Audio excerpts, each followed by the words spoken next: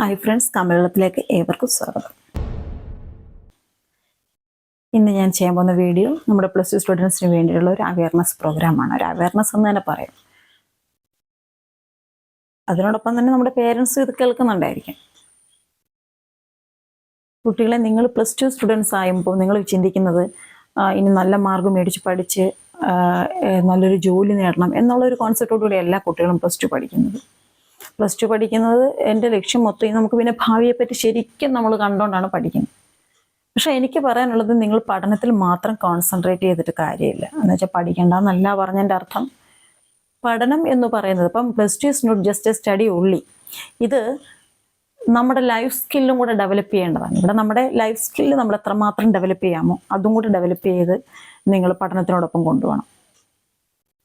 Life skill എന്ന് പറയുമ്പോൾ communication സ്കില്ലാകാം, പിന്നെ നമ്മുടെ ടൈം മാനേജ്മെൻറ്റ് സ്കില്ലാകാം, പിന്നെ ടൈം ആൻഡ് ആക്യുറസി മിക്ക കുട്ടികൾക്കും ഇല്ല. എക്സാമിനേഷൻ കറക്റ്റ് സമയത്തിന് എഴുതുക, അല്ലെങ്കിൽ കറക്റ്റ് സമയത്ത് ആക്യുറേറ്റ് ക്വസ്റ്റ്യൻ എഴുതുക, ആൻസർ എഴുതുക എന്നൊക്കെ ഉള്ളതൊക്കെ നമ്മൾ ചെയ്തിട്ടുണ്ടായിരിക്കാം. പക്ഷേ അത് ഡെവലപ്പ് ചെയ്യുക.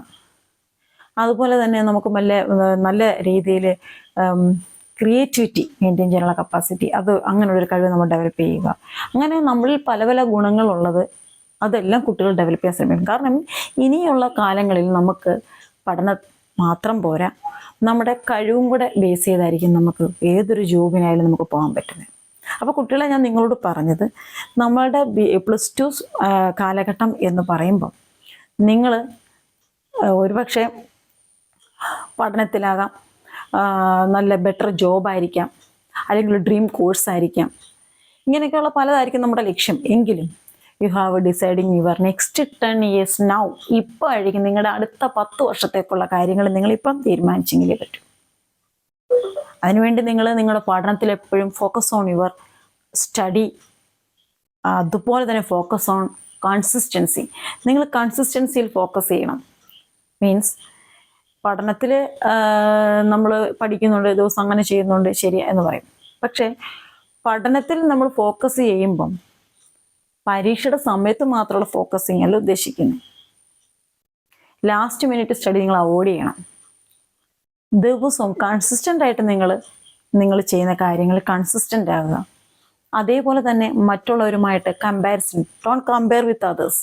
നിങ്ങൾ മറ്റുള്ളവരെ കമ്പയർ ചെയ്യരുത്. എനിക്ക് എന്താ കഴിവ് ഇല്ലല്ലോ, അത് അവന് പറ്റുന്നുണ്ടല്ലോ, എനിക്കെന്താ, അങ്ങനെ നിങ്ങൾ കമ്പയർ ചെയ്യരുത്. നിങ്ങളിലും ഉണ്ടൊരു കഴിവ്. അപ്പം ഒരിക്കലും കമ്പയർ ചെയ്യാൻ പാടില്ല. നമ്മൾ മറ്റുള്ളവരുമായിട്ട് നമ്മുടെ കഴിവിനെ അല്ലെങ്കിൽ നമ്മളെ കമ്പയർ ചെയ്യാൻ പാടില്ല. മൂന്നാമതായിട്ട്, അവോയ്ഡ് ഫ്രം ഡിസ്ട്രാക്ഷൻസ്. നമ്മുടെ ഡിസ്ട്രാക്ഷൻസ് ഒക്കെ വരുന്നതൊക്കെ നമ്മൾ ഒഴിവാക്കണം.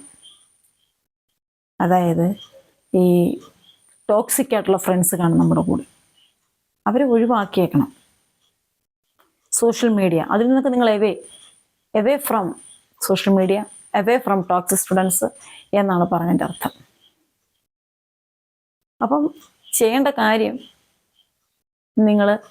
നിങ്ങളുടെ കൺസിസ്റ്റൻ്റ് ആയിട്ടുള്ള തുടർച്ചയായിട്ട് നിങ്ങളുടെ കാര്യങ്ങൾ ചെയ്തുകൊണ്ട് പോവുക. ഒപ്പം തന്നെ നിങ്ങളുടെ കഴിവുകൾ നിങ്ങൾ ഡെവലപ്പ് ചെയ്യാൻ ശ്രമിക്കുക. ലാസ്റ്റ് മിനിറ്റ് സ്റ്റഡി ഒഴിവാക്കുക.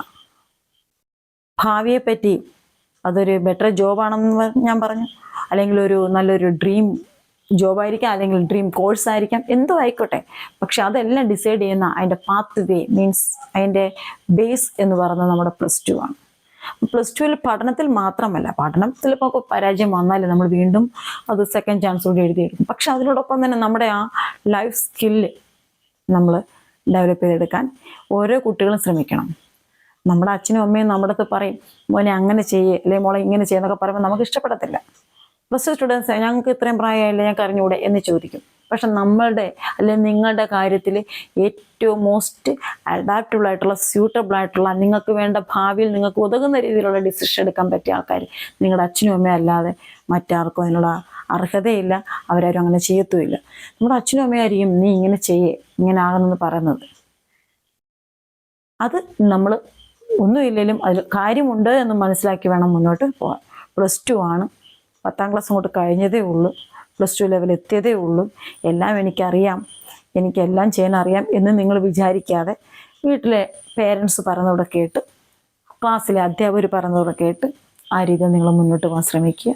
നിങ്ങൾക്ക് നല്ലൊരു വിജയം ഉണ്ടാകും. നിങ്ങളുടെ ഭാവി, നിങ്ങൾക്ക് നല്ലൊരു ശോഭനമായ ഭാവി ഉണ്ടാക്കിയെടുക്കാൻ എല്ലാവർക്കും കഴിയും എന്ന് ഞാൻ പറയുകയാണ്. അതുകൊണ്ട് എല്ലാവരും എൻ്റെ ഈ ചാനൽ സബ്സ്ക്രൈബ് ചെയ്യണം, ലൈക്ക് ചെയ്യണം, ഷെയർ ചെയ്യണം, മറക്കല്ലേ. Okay, by.